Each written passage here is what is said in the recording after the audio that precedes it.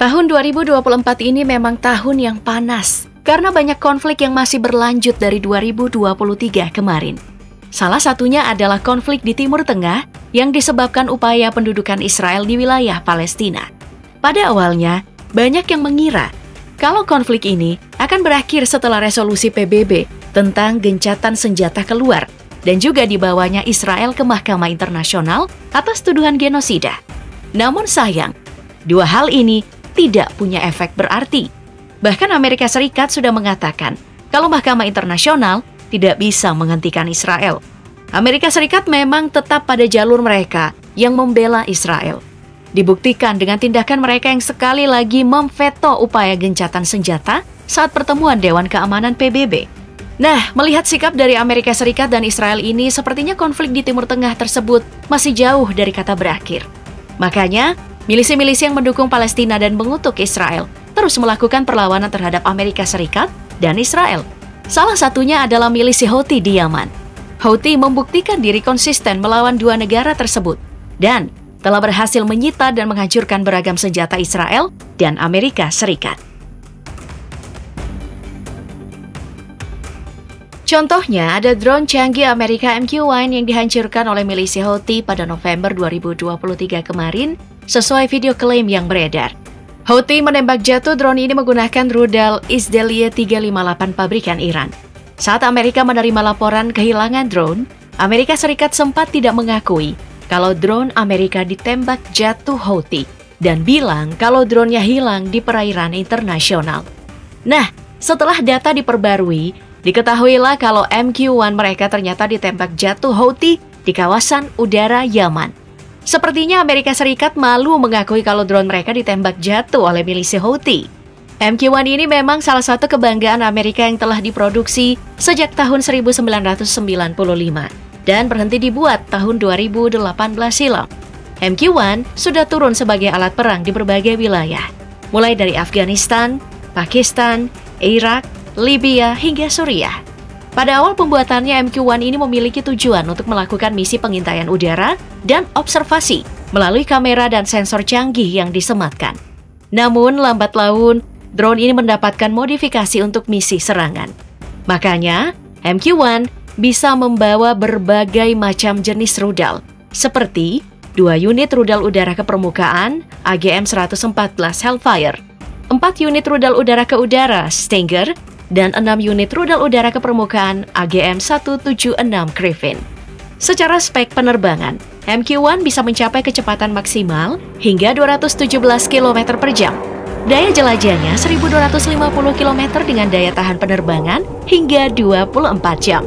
Dengan kemampuan ini, MQ-9 memang drone yang unggul. Sayang bisa ditaklukkan oleh rudal Iran yang digunakan milisi Houthi.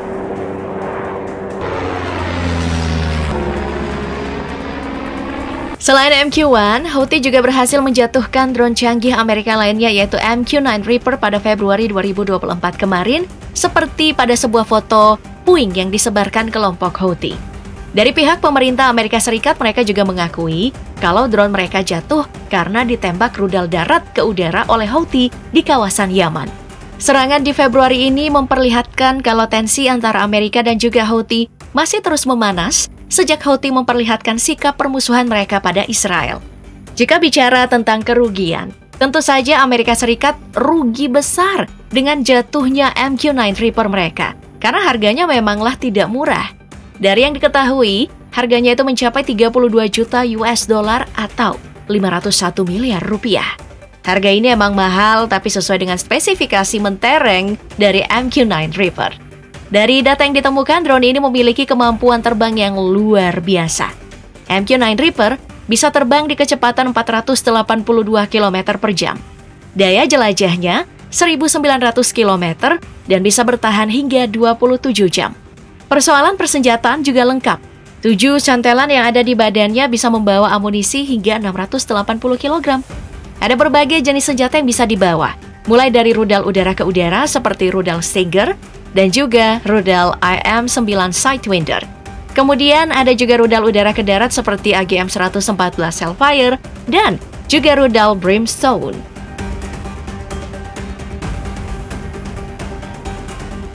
Selain drone yang digunakan di udara, pada Februari kemarin Houthi juga secara mengejutkan berhasil menciduk dan mengamankan drone bawah laut milik Amerika Serikat. Drone ini diketahui merupakan drone Remus 600, salah satu drone bawah laut canggih milik Amerika Serikat yang telah dibuat sejak 2012. Secara spesifikasi, Remus 600 ini memiliki ukuran panjang 3,25 meter, diameter 32,4 cm, dan beratnya mencapai 240 kg. Ukuran ini sama persis dengan torpedo Mk-18 Mod 2 Kingfish yang jadi rujukan desain utama dari Remus 600. Untuk kemampuan operasi, Remus 600 ini mampu menyelam hingga kedalaman 600 meter.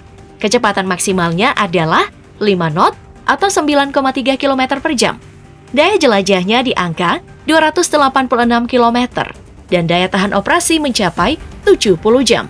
Kemampuan penyelamatan ini membuat Remus 600 menjadi salah satu drone terbaik yang dimiliki oleh Amerika Serikat.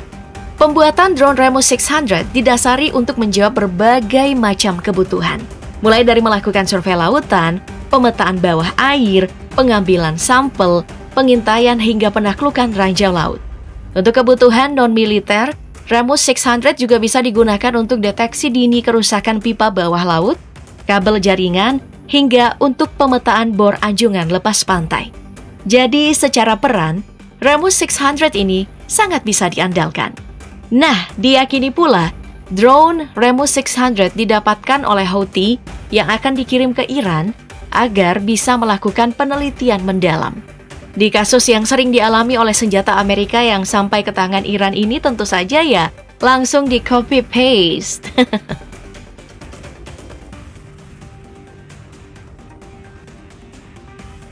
Sejak eskalasi yang terjadi di Laut Merah karena tindakan Houthi yang memblokade semua kapal yang terafiliasi dengan Israel, kita tahu kalau tindakan Amerika juga tidak tanggung-tanggung dengan membentuk koalisi bernama Guardian of Prosperity. Koalisi ini memiliki tujuan untuk menghentikan Houthi di Laut Merah. Namun, apa efektif? Nyatanya tidak, karena Houthi malah lebih ganas. Di tahun 2024 ini saja, dengan berani Houthi malah menyerang kapal perang USS Gravely milik Amerika Serikat. Setidaknya, ada 2 rangkaian serangan yang mengarah ke kapal perang tersebut. Serangan pertama berupa rudal, dan serangan kedua adalah serangan kelompok drone.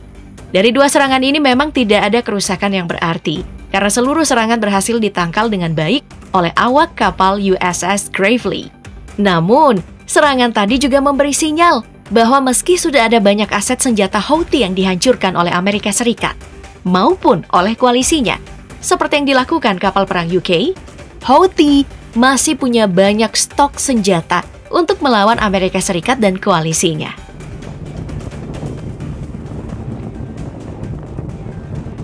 Jadi bisa dibilang, Houthi ini konsisten memberi perlawanan di Laut Merah hingga serangan yang terjadi di jalur Gaza dihentikan oleh Israel. Maka, biar waktu yang menjawab, apakah Houthi duluan yang habis di Laut Merah atau Israel yang habis duluan di jalur Gaza?